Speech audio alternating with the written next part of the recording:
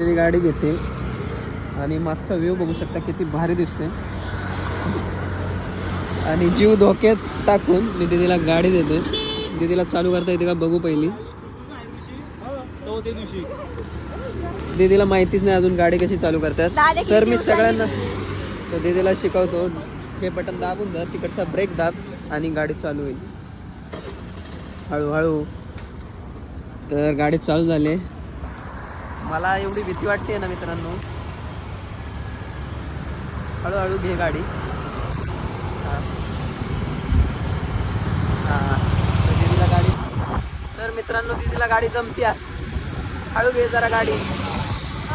गाडी हळू घे, शांत बस. नाही जरा हळू घे आणि कॉन्फिडन्सनी चालव गाडी.